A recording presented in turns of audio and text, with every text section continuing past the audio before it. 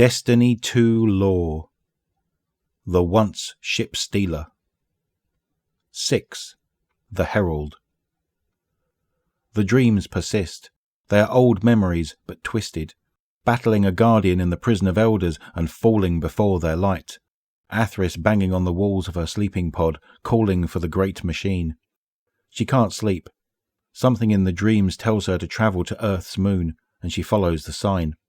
On the moon, she fights through corpse-stinking hive like swarms of flies. Their fetid stench is unbearable, worse than the carcass piles at the prison, worse than the battlefield of Twilight Gap. They eat and breathe death, and she resents their breath upon her, so she cuts through them like so much tall grass. A night stalks her deep into the catacombs, staying on the edge of her hearing, matching her footsteps. She lets it make the first strike, and when it does, she cracks its exoskeleton armor with her sword. The thrill of the fight, hearing the night howl as it meets death, is almost comforting. A reprieve from her unsettling dreams. She's painted with hive blood as she continues her advance, and when she finally comes upon the ship, a familiar sight causes her to freeze in her tracks. She remembers this fleet. She remembers seeing them in the sky like black arrows. She remembers the space where the great machine was, and then the blank space where it wasn't.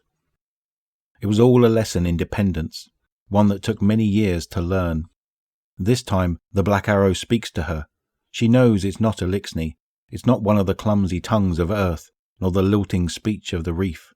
It is something else, a whisper, but one that is so loud and somehow understood so perfectly. Stop waiting, it says. No one is coming for you.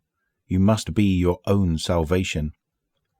She feels something in all four of her hands, a tingle, a buzz. It reminds her of the broken arc spear.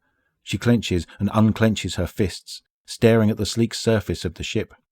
There's power here, power that she can grasp. But not yet. A waking dream strikes her like lightning. She's transported. The bleak grey dust of the moon falls away, and she stands in a white plain of whipping ice and snow. It blinds her, chases her breath away. Then she is on the moon again, and the whispers are silent. She knows where she must go next.